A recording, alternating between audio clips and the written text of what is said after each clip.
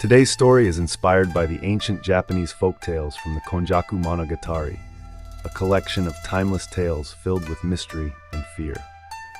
The story, The Mystery of the Shadow, reveals the eerie encounter of a young man with a cursed shadow. Stay with us till the end and prepare for the next gripping episode.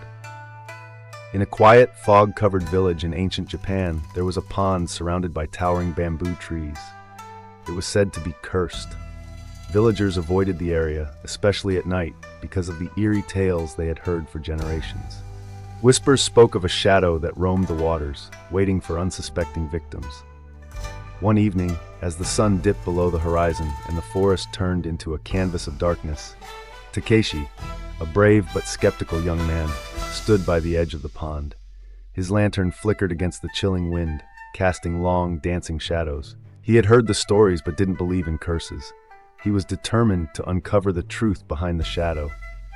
As he stepped closer to the still water, the air grew heavier. The once gentle ripples in the pond became unsettlingly calm. Suddenly, Takeshi froze. A faint, ghostly figure began to emerge from the water's surface. Its shape was undefined, like a swirling mist that couldn't decide what form to take. Takeshi's heart pounded, but he stood his ground, whispering to himself, "It's just my imagination." But then, the shadow moved. It wasn't just a reflection, it rose higher, and a pair of hollow, glowing eyes appeared. The air was pierced by a low, guttural whisper, "You cannot leave."